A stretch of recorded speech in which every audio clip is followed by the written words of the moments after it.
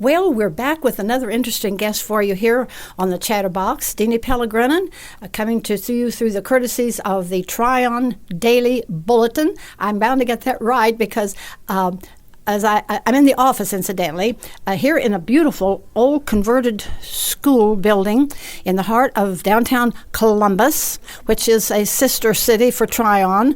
It's kind of one community. But I'm going to be talking to Mr. Ellis Greene. Mr. Greene has a beautiful voice, and I'm hoping that we could maybe hire him someday to do some work for us. This sounds great. Anyway, Mr. Greene, thank you so much for allowing us to come in during your busy day here at the Polk County Education Center. Fine. Okay. Enough from me. Mr. Greene has a title, Director of Curriculum and Education. I'm right so far. And so I'm going to find out from you, what exactly, with a title like that, what exactly do you do? Thank you, ma'am. That's very funny that you ask. My son often would ask me exactly what that means. I had to put it in very simple terms. And so I make sure that we are teaching what we're supposed to teach, how we're supposed to teach it. And with that being said, I make sure that our schools have access to all the information from not only the state, but any kind of national organizations on what curriculum is expected of students in this day and age. What are they supposed to learn? What are the content and skills that we need to deliver at each grade level so that students have a successful foundation on which to build their career and future plans? Well, apparently you're doing something right, because I'm trying to get people on this little visit that I do with the residents here. And it always comes up what great school system we have here. I talked to Mr. Miller some time ago, and I was really struck by this when I found out how high you rate, even nationwide, with your school system. But to back up a little bit, you say you are meeting standards that are set by whom? Those standards are obviously adopted by the state. States drive education in this country. We have moved maybe more towards a national approach to math and English curricula with the Common Core standards, and North Carolina has tried to follow that with the other core areas and calling them essential standards. So we've had a curricular change in every content area, but that is set by the legislature and the Department of Public Instruction in North Carolina. But do you... you're kind of dictated mostly by the state, but the federal government still enters into it. That's correct, ma'am. And a lot of the things that we do to accompany our core education, whether you're talking about exceptional children, maybe you're talking about at-risk learners or high-poverty at-risk students, then the federal government will kick in some funding, and along with that funding comes some requirements and some things that you have to make sure you do. But ultimately, you're exactly right. The state sets our curricula and our expectations. The federal government supports that, and the local government definitely supports that, but the state is the one who drives it. That makes it better, because I think the states have lost too much control of things that, it gets down to a local level, and I don't think that we have to have one central something that tells people off in Tryon, Columbus, Saluda, and Landrum. I have to get the four things in, give equal time. You know here what is needed. But there, I guess, has to be a standard in order to go on to higher education and so forth. Have there been many changes? Now, you've been here how long, Mr. Greene? I've been in this district close to 20 years. And you must have gone right out of high school. I did, exactly. Well, I graduated from Appalachian State and came directly to Polk County. I was very lucky to be employed. But over the years, we've seen it change from a model of a 5-year cycle. In other words, you would have, let's take mathematics. You would have a curriculum for mathematics. You would keep that curriculum in place for around 5 years, and then there'd be a rotation. You'd have people from the state come in, higher education would be involved, a new set of standards, objectives, content, and skills would be designed and implemented. But with the advent of Common Core, I'm not sure if you'll hear more or not about that, but the Common Core standards are a move towards a national curriculum in English language arts and in mathematics. And then also North Carolina, like I said before, wanted to change their other curricula to line up with the way that the Common Core standards are written. And so you'll see in social studies, science, even in things like healthful living, PE, things like that, we have a brand new curriculum. So every curricular area in K-12 public education changed as of last year. And so we're working very hard to implement the new curriculum. Who does this deciding, and what do they decide? I mean, they come in and they say, oh, we've got to change math. Are these educators, how do they determine whether you should change what you're doing? That's a great question, and I can't go to the very highest levels. I think that definitely from the state, there was a push to try to maybe be more in line with other states with their standards so that we can compare ourselves on an equal playing field. Where do we really rank in North Carolina? So I think our legislature pushed for a little more, I don't want to say complete nationalization of the curriculum, but they wanted similar standards so that North Carolina could be ranked among the other states. So the legislature drove a great deal of that. Part of it, I think, is simply history and tradition. Hey, we've got to change it every 5 years, and that's what we do. And I'm not, whether it's good or bad. Exactly right. And I'm not necessarily one for that. I believe if something's working, if it ain't broke, don't fix it. That's a great adage, but they do, and they have, and I'm hopeful that we'll keep this set of standards and this curricula in place for quite some time so we can master it and get good at it. Okay, they're trying to standardize. I can see there would be a reason for that, because people from students graduating from North Carolina might go to another college out of state. You have to have standards for everything to a degree, but they also have to be flexible and meet the needs what you feel. About the subjects that we're teaching, we have to have books. Yes.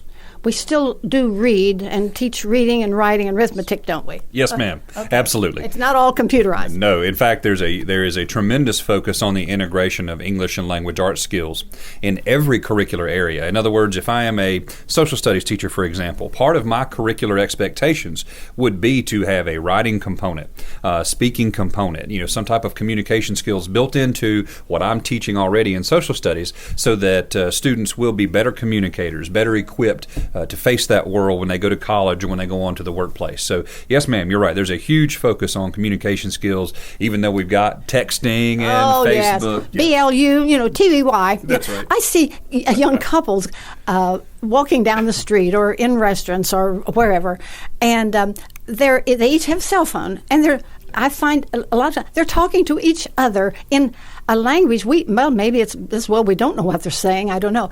But how computerized are you? Is there still that personal touch and books where they actually see letters and they read and learn to spell and that? In this day and age of what I like to call, or what's called commonly out there, one-to-one initiatives, in other words, where students are getting computers or iPads or something in their hand in the form of a device. Now, this is provided by the school. By the school system. In a lot of places, it sure is. We have not gone that route because we do believe that there needs to be a balance. There has to be a balance between the access to that type of technology. Those kids are going to need that skill. That's what their jobs are going to be like in the future. So we definitely respect the need for that. By the same token, I feel like a great deal of our success in Polk County anyway has been because of the relationships that we establish with kids, these interpersonal goings-on between teachers and students where, hey, I trust my teacher. I see them as a resource, and I don't mind going to them for help. And the teacher sees from the student, I need you to speak. I need you to interact. I need you to show me that you know these things. And sometimes that can't necessarily be accomplished on a computer. So yes, ma'am, I think it's a cautious progression here in this county that we understand that's the future, that's the direction we need to go, but we cannot lose the personal touch or we'll lose the education that we're providing.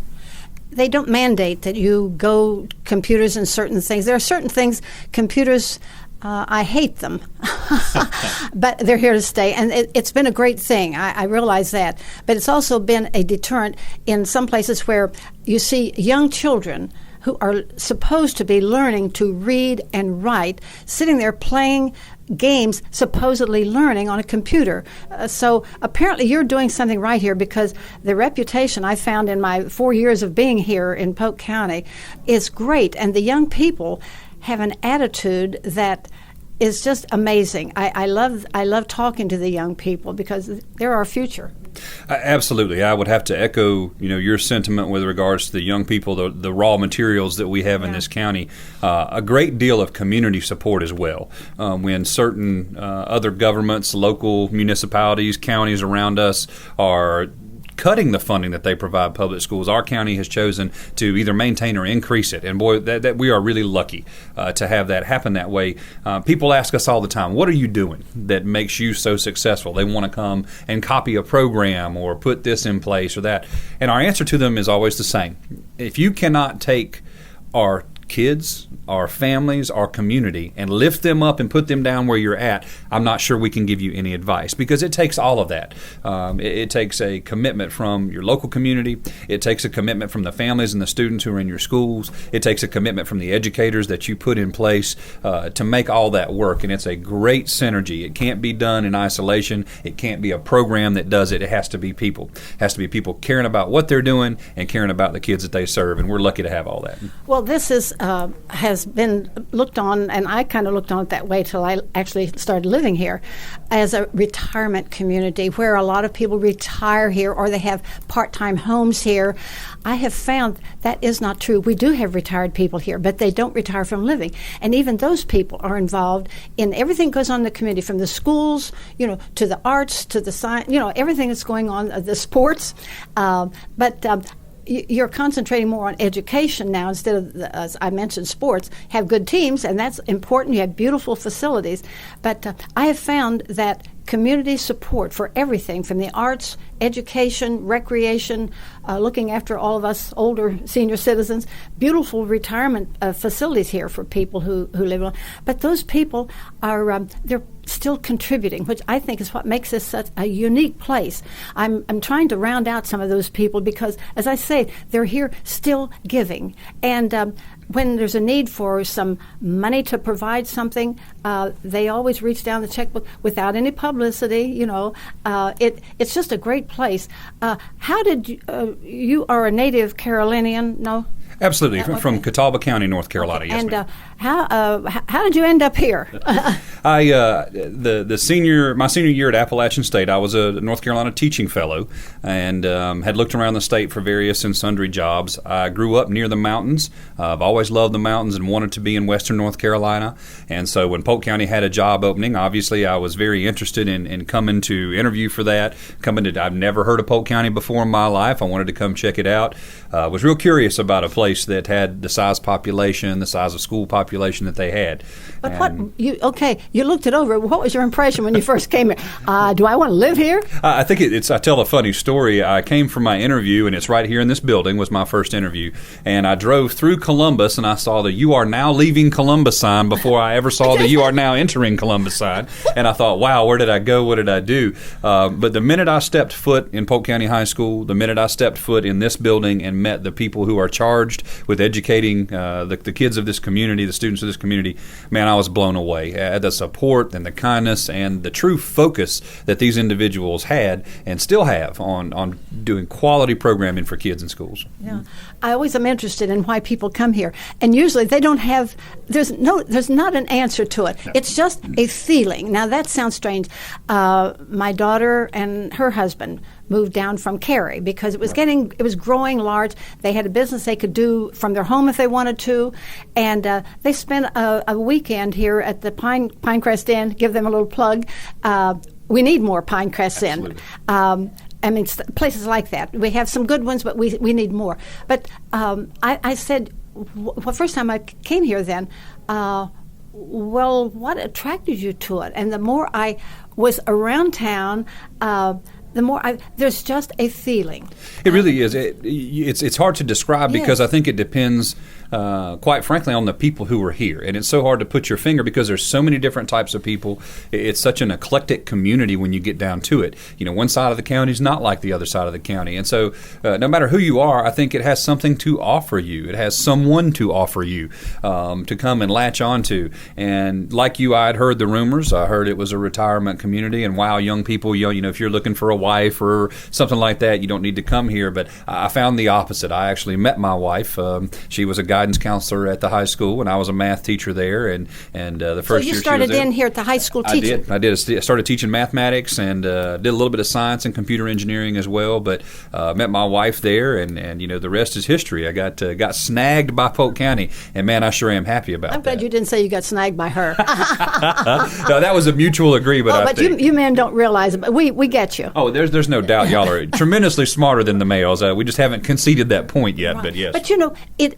But it sounds remote. We're here in these beautiful mountains. You can look out. I know at our place we can look out and you see these beautiful mountains. And at night when the lights are on and the homes that are built there, it's like a Christmas tree. It's like a fairyland. And I keep saying back to Ohio, oh, you ought to come here. It's just a great place to live. It wouldn't be for everyone, no. Right. But I felt I've been active all my life, and I wanted to get involved. And I started at the St. Luke's thrift shop. That was my first volunteer thing. And then I met all these people here. I'm just amazed at the people that make up this community.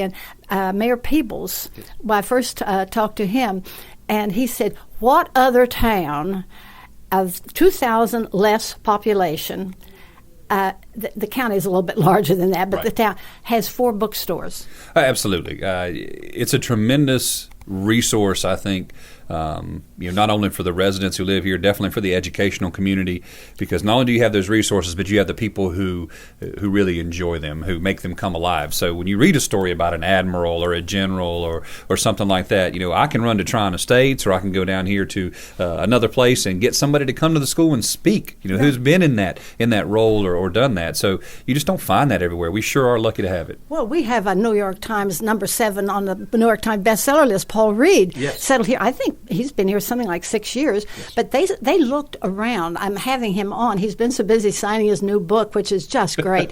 you ought to make that a necessary reading. Make it on those reading lists. Start them on reading in this freshman year, and they'll finish it by the time they're a senior. Anyway, it's just beautifully done.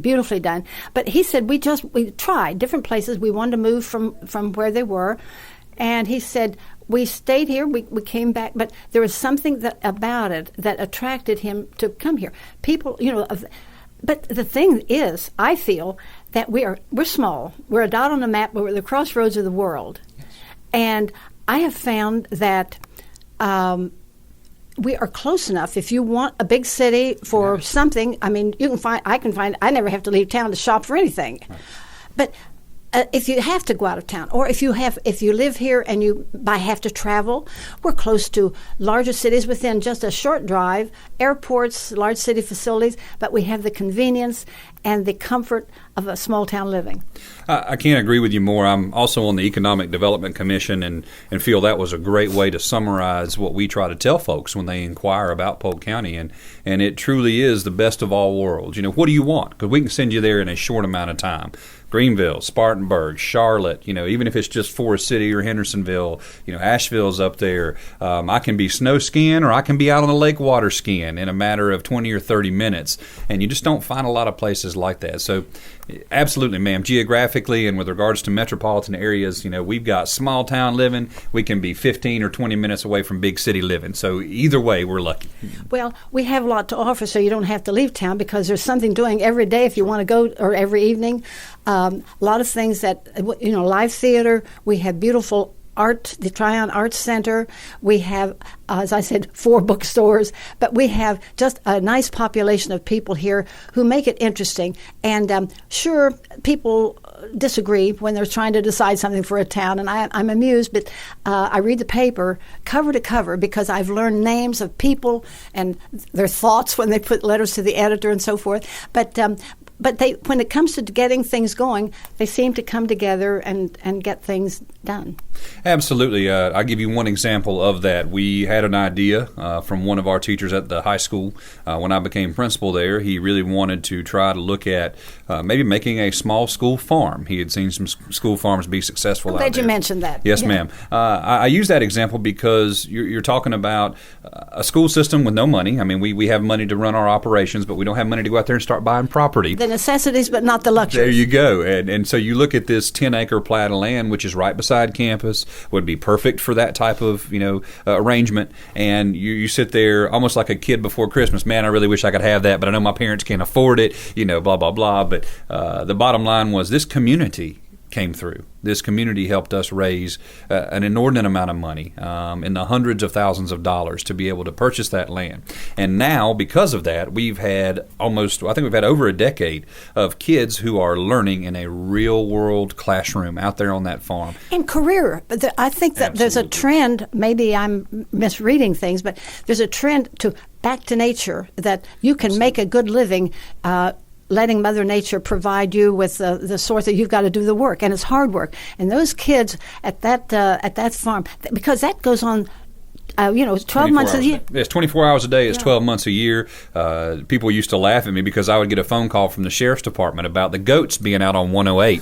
And so I would give a phone call to sometimes my ag teacher, but other times there were kids who were assigned over the weekend, for example, to be in charge of feeding the animals. And people like to make a lot of comments about teenagers these days, but I think the world's in good hands if our students are any indication of that, because they're there. They're willing to be there at 3 o'clock in the morning when a goat's getting ready to have a baby and needs help. So we've been pleased to see that. I think kids realize now that regardless of their career, if you put your heart and soul into something and work hard at it, you're going to reap a lot of benefits from it. You get out of something what you put into Absolutely. it, and they're putting a lot into that, and it's just a great facility. I was just amazed when I saw this farm next to a high school. The high school is beautiful. I talked to some of the students one day when I was going out for our community chorus rehearsals. They're gracious enough to let us use that facility, and I talked to them about the school. I said, what a beautiful setting. And they kind of grinned, and I said, if I was a student here, I probably wouldn't get anything done but look out the window at the beautiful scenery around, because it's so restful, so peaceful. My mind would just die, And they said, well, some of the rooms, I think they've turned the seats around so we can't look out the window. And I didn't know whether that was the truth or not, but they were laughing. But the young people here, the future of our country, I wish every place in the nation had the facilities and the instructors and the people in charge like yourself. And Mr. Miller, I recently did an interview with him. And it's just great to see that I'm not very concerned about the future of our country after seeing some of the young people from here. And we'll do this again sometime, maybe. But there's a lot that I would like to know about the books that you use. Sure. That would be a whole new program. And who dictates this? Who says you must use this and that? So we'll, if you can spare us the time, we'll be back. Aaron Greene, and who is the Director of Curriculum and Education. Instruction. Well, education is instruction. Same thing. Yes, but thank you so much. And we hope you'll keep joining us to meet some of these people who are making Polk County what it is. And if you've got some money you want to invest, I can't think of a better place to invest it than in Polk County and everything it has to offer. And scenically beautiful. At one time, Saluda was the Switzerland of North America, I understand. And then air conditioning ruined it because they didn't have to go up there to get cool. But anyway, thank you so much. And we hope that all of you have a great day. Thank you.